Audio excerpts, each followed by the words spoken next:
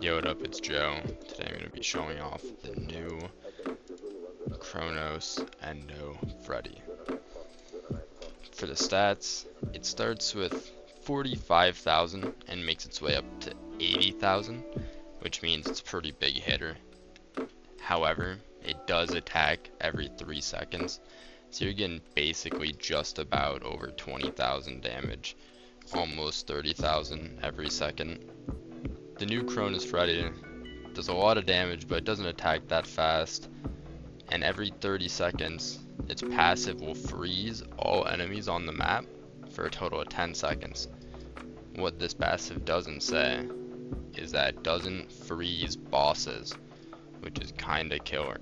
If it were to freeze bosses, then it would be a lot better than what it is. Let's go see it in action. Okay, I decided to show off the new Kronos Freddy in Endless 6 because it's just kind of the way to go if you want to grind presence. It's where he can really show off his skills the most, and for the new Endless, I'd say he's relatively useful, but you won't get as much from him there as you would here. Mainly because in the new Endlesses that you get him from for 350,000 clocks, you don't get to save too much money, and if you do, then it doesn't last for long, and you end up losing him likely 10-ish rounds later.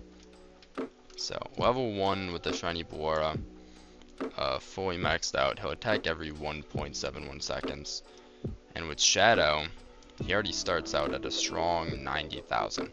His upgrades cost 30,000, 40,000, and 50,000. By that point, he's already maxed out. With Shadow, you're getting 160,000 damage every 1.71 seconds. His range, pretty solid, 43. He can see the majority of the Endless 6 map. Majority of people will probably put a plush trap with him, or if you're lucky enough, the shiny pickles. And in a second I'll be turning on effects so that you could see what happens when he goes into his time freeze passive. Your screen goes black and white, and if it wasn't a boss, all the characters would have froze. Sits like this for 10 seconds. I don't play with effects, but it's a good way to know when they should be frozen, if you don't see them frozen already, that is.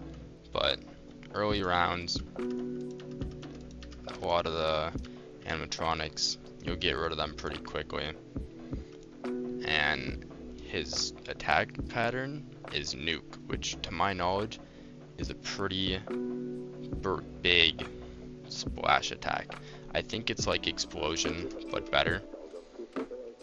So he likely has the best splash attack in the game, which is good that he's not a single target, because if he was, definitely wouldn't be very useful. Let's see how Kronos Endo Freddy does in Game 6 Night 4 on Nightmare Hell mode. I think his biggest issue is the attack speed, but he does the damage. It's just the fast characters that he has to worry about. It's really the biggest issue. Seems like it looks like Nuke actually stuns just briefly, but it definitely looks like it could be random. So he's strong, but he doesn't do well against the fast animatronics. That's basically what it seems to be for him. Overall, Kronos Endo Freddy, he hits hard, attacks just a little slow, unless you have a better cooldown boost than I have, like Shiny Eclipse Ballora.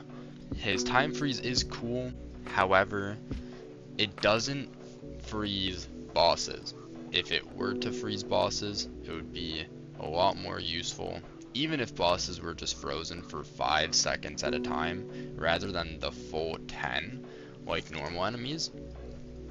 But definitely, easily one of the strongest characters in the game. I'll be seeing you.